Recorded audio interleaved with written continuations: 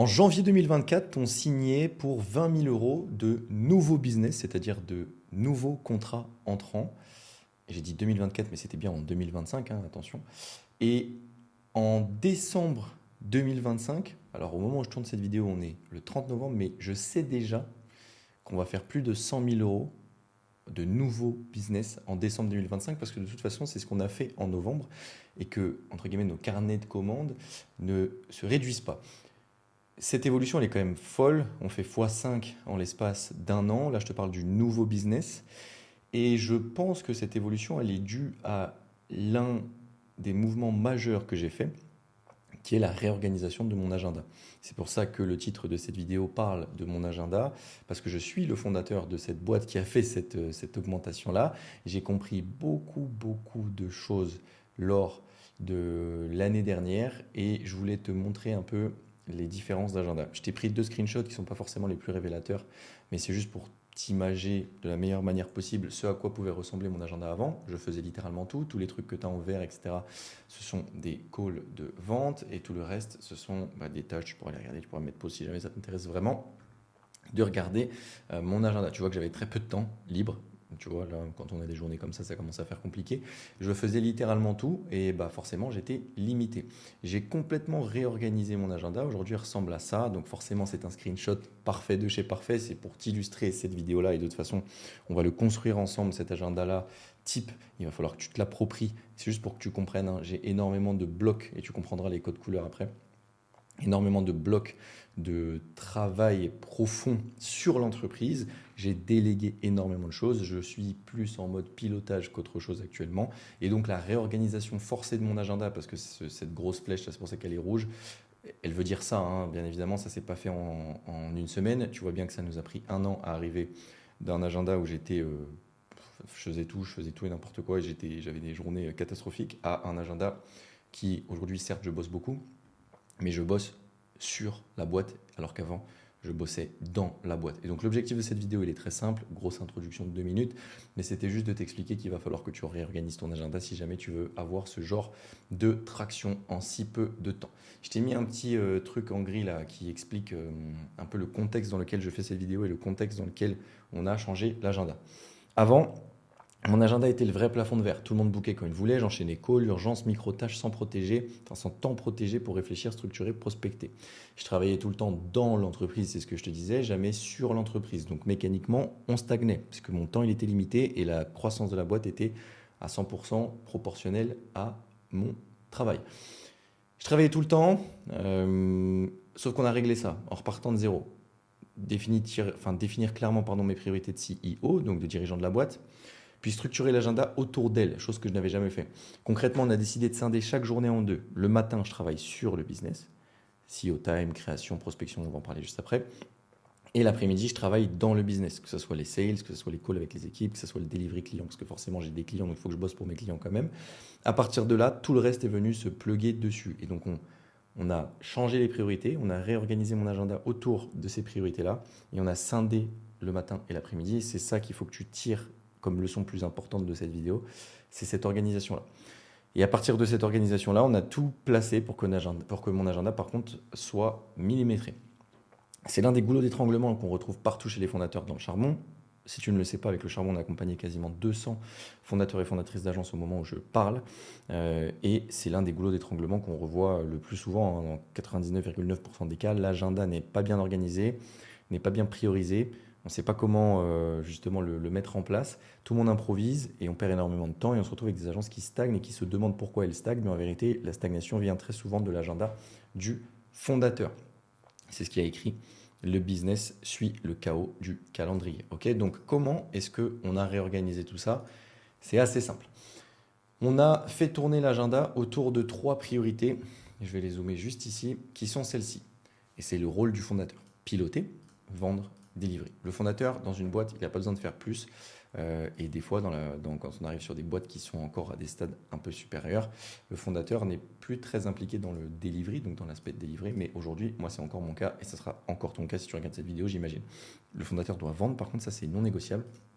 Et doit piloter, c'est littéralement le rôle d'un fondateur. Okay, Dans piloter, on a mis plusieurs éléments et je vais le faire une par une pour que tu comprennes. On a mis plusieurs blocs et on a mis plusieurs éléments. On a mis le lundi de 8h à 10h le CEO Time. En gros, c'est un créneau de 2 heures dans lequel je suis seul, il n'y a aucune distraction. Je regarde les chiffres de la semaine passée, je note ce qui va, je note ce qui ne va pas et je décide les 3 priorités business de la semaine. Le but de ce créneau-là, vu que c'est le lundi matin, direct j'enchaîne avec ça, c'est de savoir exactement où on va avant de parler à qui que ce soit dans l'équipe, ni à un client. Ensuite de ça, le lundi, on enchaîne, toujours dans cet aspect pilotage, hein, attention, c'est pour ça qu'il y a le code couleur, on enchaîne avec 3 heures de rendez-vous. Ce sont des réunions d'équipe, donc le but c'est de dérouler le plan que j'aurais vu dans mon CEO Time quand je serai tout seul face à moi-même, avec l'équipe, leur fournir les informations, leur fournir les 3 priorités business de la semaine. On a les calls avec la team, organisation contenu, la partie Ops Coaching qui est faite avec Steve chez nous, qui est notre CSM. Et le but, c'est que tout le monde sache quoi faire et qu'on arrête d'improviser, qu'il n'y ait pas de semaine qui se fasse comme s'il n'y avait pas de direction à la semaine. Le but là, c'est de donner une direction à la semaine et que les heures d'après soient dédiées à donner l'impulsion vers cette direction à mes équipes. Le vendredi, vu que c'est la clôture, c'est la fin de la semaine, hein, tu vois que le pilotage, on n'est que sur le lundi et le vendredi. Le reste, tu vas voir, ça va te concentrer sur d'autres piliers. On a une revue d'1h30 le matin. Première chose qu'on fait le vendredi aussi. Revue de la semaine. Je regarde vraiment ce qui a avancé par rapport aux priorités posées le lundi. Je regarde les deals signés, les calls passés, le chiffre, les no-shows. Nous, dans notre métier, c'est très important ces éléments-là. Les différents blocages sur les différents pôles. Je note ce qui a bien fonctionné et ce qui a fait perdre du temps. Pourquoi je fais ça? Parce qu'en fait, le lundi, je vais me retrouver avec ces statistiques-là, avec ces datas-là et je vais devoir prendre des décisions. Donc, c'est important de le faire. Et de 9h30 à 11h, forcément, je vais préparer la semaine suivante, encore une fois, dans l'espoir de pouvoir faire un bon CEO Time, d'avoir tous les éléments. Je décide ce qu'on garde, ce qu'on arrête, ce qu'on doit améliorer. Je prépare 2-3 gros focus pour le lundi suivant. Je vide mon cerveau, to-do, idées, décisions, et je range tout. Donc le but, c'est de clôturer la semaine, et je le fais le matin, parce que tu vas voir que l'après-midi, c'est réservé au delivery.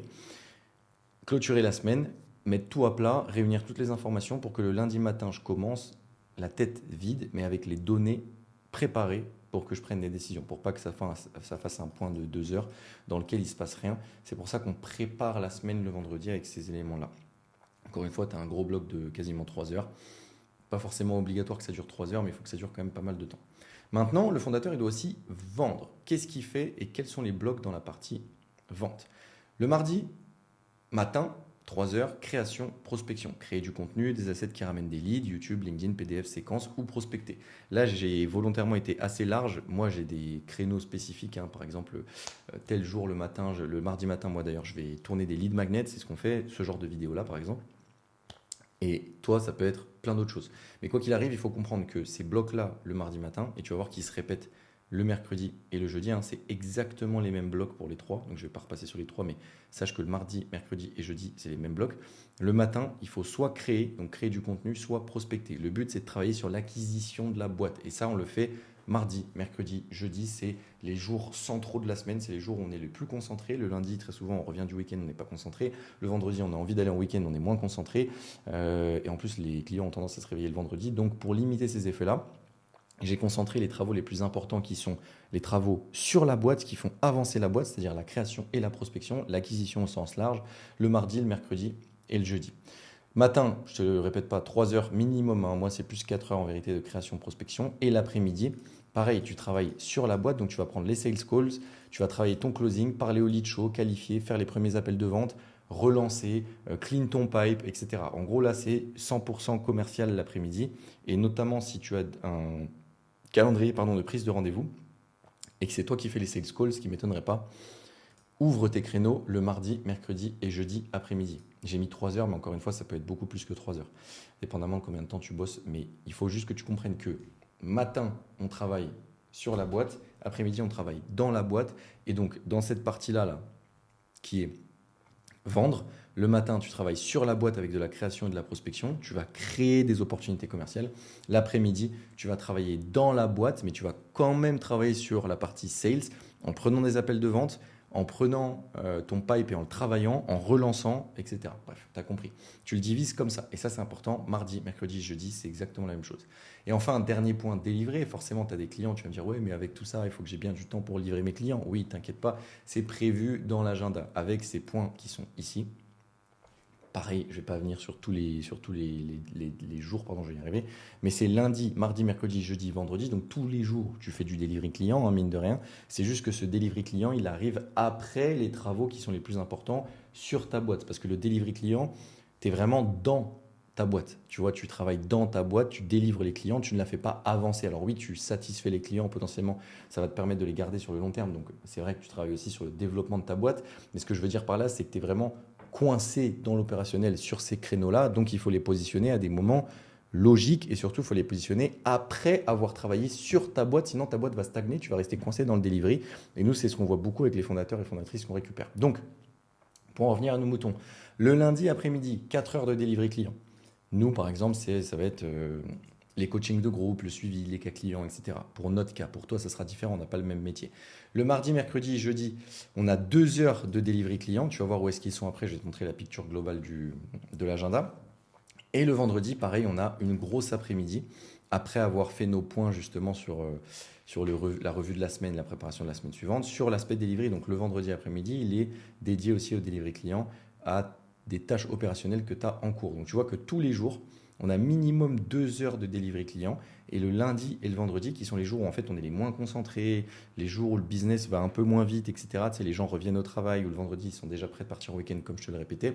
C'est pas forcément les jours les plus propices pour travailler sur son business et d'aller essayer de le développer, notamment commercialement et en termes d'acquisition. Donc, il vaut mieux mettre les plus gros créneaux de delivery et de travail opérationnel dans lequel tu es coincé, entre guillemets, le lundi et le vendredi, qui sont entre guillemets, des zones un peu moins importantes de la semaine. Qu'est-ce que ça donne maintenant quand on fait la globalité? Ce qui est en orange, c'est la partie pilotage. Ce qui est en bleu, c'est la partie vente, donc prospection, acquisition, sales. Et ce qui est en rouge, c'est la partie delivery. Donc tu vois que c'est hyper bien. Alors celui-là, il est hyper aseptisé, etc. Forcément, il va y avoir des choses qui vont changer pour toi. Le but, c'est que tu te l'interprètes et que tu le mettes à disposition chez toi. Je ne te dis pas de recopier exactement ce truc-là parce que ça ne va pas le faire. Là, c'est pixel perfect, entre guillemets. Bien évidemment, approprie-le toi. Il ne ressemblera pas à ça. Le mien ne ressemble pas pile à ça. C'est juste que dans les grandes lignes et dans 90% de ces grandes lignes, je le respecte et ça change tout pour nous. Tu l'as vu au début. CEO time le lundi matin, meeting équipe, 3 heures, ça peut être plus que ça, hein. Tu vois, moi je suis plus à 4-5 heures aujourd'hui de meeting équipe parce que je passe beaucoup plus de temps à faire du management que faire du delivery, j'ai beaucoup moins de delivery. Delivery toute l'après-midi. Mardi, mercredi, jeudi, très très concentré sur l'aspect développement de la boîte commerciale et acquisition avec la création de contenu et la prospection, notamment le matin, concentré sur les tâches où tu travailles sur ta boîte et pas dans ta boîte, et l'après-midi sur la partie sales, donc relance du pipeline et être le premier commercial de ta boîte. On a toujours des blocs de delivery pour finir la journée, tu vois que ça arrive après. Et enfin, le vendredi, on a tout ce qui est revue de la semaine, retour au calme, entre guillemets, et préparation de la semaine prochaine pour le CEO Time et prendre les bonnes décisions, avec un bloc de delivery à la fin qui est quand même assez conséquent, qui te permet normalement d'obtenir pas mal de temps pour délivrer tes clients. Si je fais le calcul, on est à 4 heures de delivery ici, 6 heures de delivery ici, on a 10 heures de delivery par semaine, plus 4, on est à 14 heures de delivery par semaine. Techniquement, ça devrait être assez pour délivrer tes clients.